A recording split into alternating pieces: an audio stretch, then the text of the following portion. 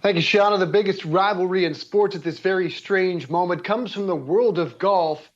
And it's not between players, but actually between leagues or governing bodies in this case. It involves geopolitics and two of the biggest names in the sport, Dustin Johnson and Phil Mickelson. Both decided to leave the PGA Tour for Saudi-backed LIV Golf. For Johnson, a $125 million payday, and Mickelson, a rumored $200 million.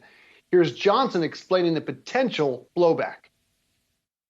Obviously, at this time, it's hard to speak on what the consequences will be. But for right now, I resign my membership from the tour. I'm going to play here, for now, and that's the plan. But what the consequences are going to be, I can't comment on how the tour is going to handle. The tour actually decided to allow them to play in the U.S. Open, which is shocking. Our own Josh Schafer is here ahead of LIV Golf's first event coming up this week. Josh, this is a bizarre moment in which we're in, but how did we get here? Yeah, Dave. So to kind of break down what LIV Golf is, why people are upset about it. So to start, it's run by Greg Norman, actually, famous golfer known as the Shark, Greg Norman. He's the CEO of LIV Golf right now. And so the key thing here is that the new league is being bankrolled by the Saudi Arabia Public Investment Fund. So that's obviously received a lot of backlash because the Saudis' long history of humanitarian crimes, including the brutal murder of Washington Post journalist Jamal Khashoggi. And really what we're seeing here is golfers taking the money instead of making a humanitarian play and maybe, taking a stand against something. And so really what I'd like to point out when we look at the numbers is $255 million in prize money across 8 events. Some of those events are going to be on the same weekend as PGA Tour events. And when we look at the numbers that Dave mentioned at the beginning there, Dustin Johnson, $125 million deal. He's only made $74 million in the last 15 years of prize money. Phil Mickelson probably reportedly signed a $200 million deal.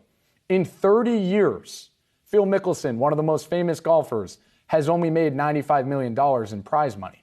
So these guys are making basically double what they've made throughout their careers by signing this deal.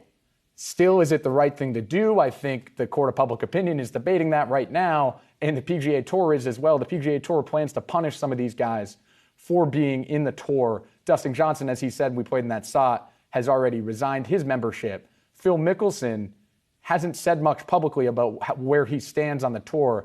So that's still, we're kind of waiting to find out what happens there. Well, Josh, it was surprising, though, to hear the USGA say they are still allowed to play in the U.S. Open, because to your point, we expected some stiff punishment for those guys leaving.